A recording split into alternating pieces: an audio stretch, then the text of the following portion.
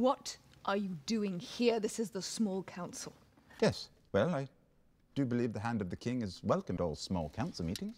Our father is Hand of the King. Yes, but in his absence...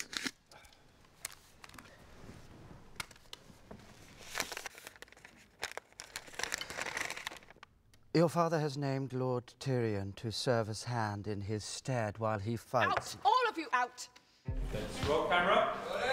Take two, A and B, come and mark. Set, action.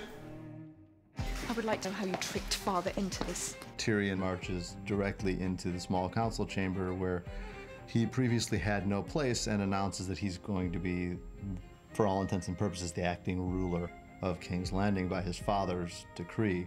As it is expected, my sister Cersei does not take well to me striding in as the Hand of the King, because she wasn't informed by our father, so I'm the one that has to break the news to her.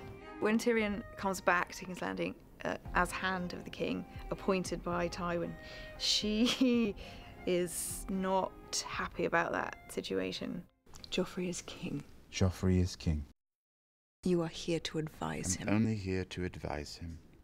He takes so much pleasure in stepping to that room. The chance to come in and, for the first time ever, have some power and be able to kind of shove that in Cersei's face, I think it's really fun for him. Peter Dinklage is such a wonderful actor, and Tyrion's attitude towards being what he is this season, the Hand of the King, is so complicated and shifting. It's fun doing it with Peter because he's sort of tracking all of that. I think when he first arrives, being appointed Hand of the King is mostly just a chance to say, screw you, to his sister. And he enjoys it for that reason. But over the season, he starts to realize that he has a talent for this and that he actually enjoys it, something he never thought he would have a chance to do. There's a lot of the relationship, the Tyrion-Cersei relationship, which is really interesting because of the hatred she has for him.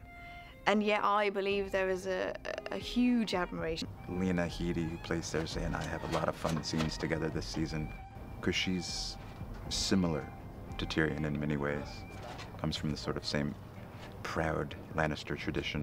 You love your children. It's your one redeeming quality, that and your cheekbones.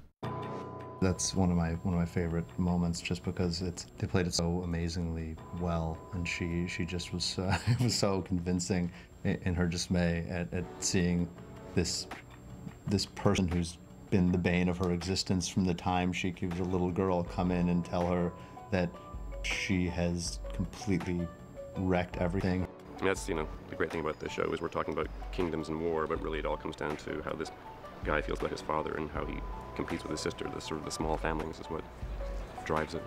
We had a lot of discussion about what Tyrion would be wearing in his triumphant entrance, and we decided ultimately to put him in his armor, not because he had just come a battle. The battle that he had just come from was weeks ago and miles away, but he's coming in there and he wants to make a statement and he wants to rattle his sister as much as he possibly can. I think he takes a lot of pleasure in that, and also there's just, in the bigger picture, aside from the kind of petty joy in showing your sister that you're not quite as much of a ne'er-do-well as she expected, he's actually much better at this than she thought he would be, or that anyone thought he would be. And this is a time when it's incredibly important that the Hand of the King be good at his job, because they're at war, and the war is about to come home to King's Landing. Must be odd for you. To the disappointing child.